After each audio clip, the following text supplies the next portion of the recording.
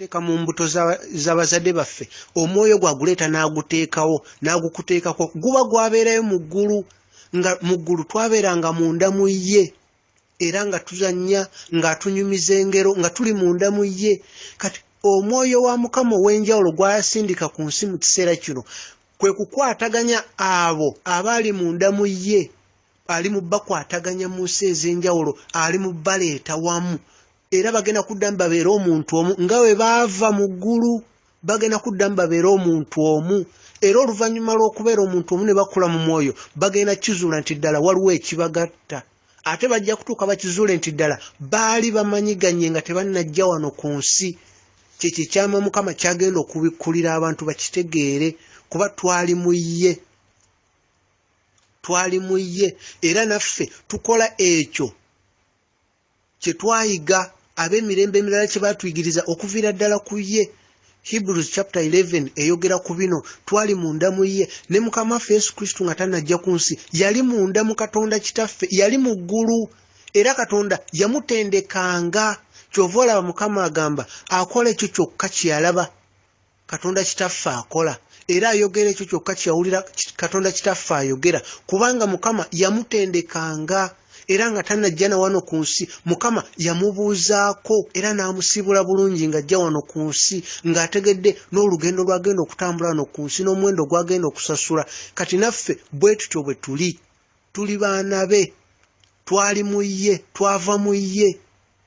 Singa tetwava mu ye teyali tuyise baana be, singa tetwava mu ye teyali tuyise baana be, naye twava mu ye, tulina omwoyo gwe, ye kitaffe,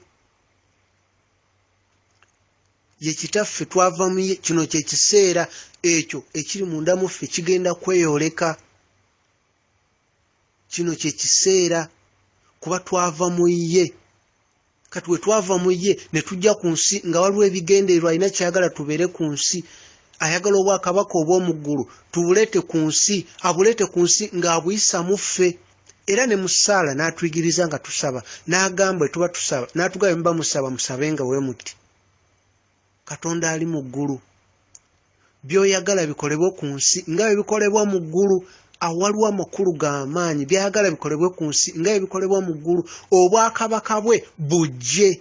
Kati obwakabaka bwa Katonda okujja bugenda kujjira mu ffe, kubanga ffe mubiri gwa Kristo, ffe tugenda obuleeta kuno ku nsi.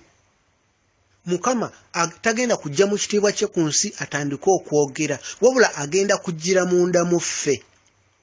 Ekyo kyayagala kisobole okubeera ku nsi, kisobole okweyoleka. Kino kye kiseera, kino kye kiseera ensi egenda kumanya nti ddala waliyo Katonda omulamu, Katonda wa Abraham, Katonda wa Moses, Katonda wa Isaac, Katonda wa Yosefu, Katonda wa Yakobo. Kino kye kiseera, Katonda wa Yobu. Kino kye kiseera omwoyo w'enjawulo, oyo yenna eyeeteeseteese mazima Mukama agenda muteekako omwoyo w'enjawulo. Ekyo kiri ku mutima gwa Katonda. Obwakabaka bwe bujje ku nsi, byagala bikolebwe ku nsi nga bwe bikolebwa mu ggulu.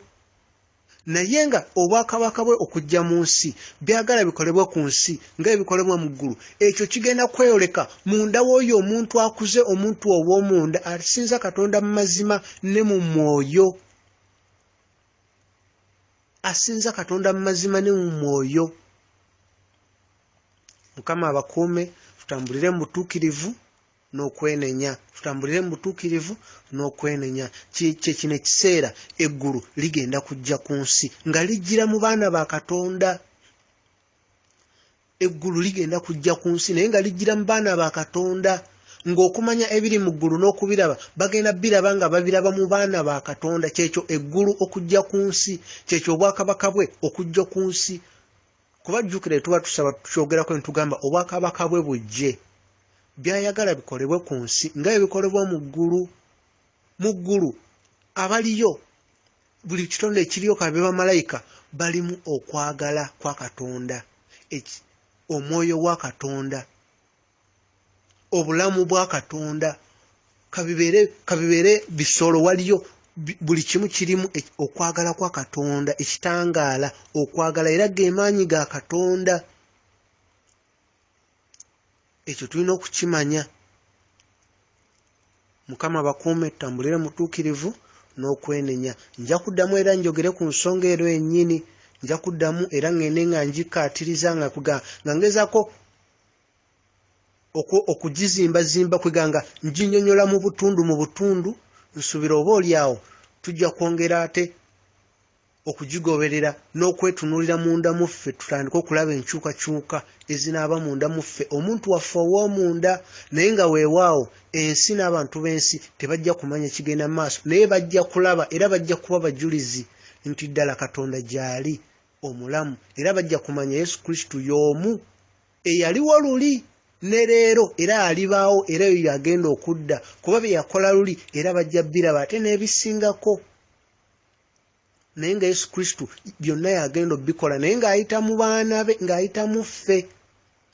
Mukama bakuume, mubeere bulungi, tambulire mu butuukirivu, tubuulire enjiri y'okwenenya, kubanga oyo yenna eyeesanga mu nnyanja ey'omuliro asaba ekintu kimu, agamba singa namanya ne neenenya. Kuba weweenenya Mukama akusonyiwa byonna. Ekyokulabirako y'omusajja oyo eyali ku musaalaba nga bamusibye ku ludda olumu, nga bamukomeredde ku ludda olumu olwa Mukama waffe Yesu Kristo, eyasaba Mukama waffe Yesu Kristo amujjukire wanaaba akomyewo nga kabaka. Yesu Kristo n'amugamba olunaku olwaleero lwennyini tugenda kubeera ffenna mu kifo eky'okwesiima. Ekyo kikulaga nti bwe weenenya, bwe twenenya, Mukama akusonyiwa byonna, akusonyiwa byonna, era n'oba ng'osobola okugenda mu ggulu. Y'ensonga lwaki tetulina kwerabira kwogera ku kintu kya kwenenya. Okwenenya. Abakyali abalamu ku nsi balina akasasa akeenenya, balina omukisa okwenenya, badde eri Mukama waffe Yesu Kristo. Mukama bakuume, mubeere bulungi, tambulire mutuukirivu n'okwenenya, tubeere n'okwagala, twagale buli omu, tusonyiwe buli omu, twagalize, twolese okwagala. Mukama bakuume.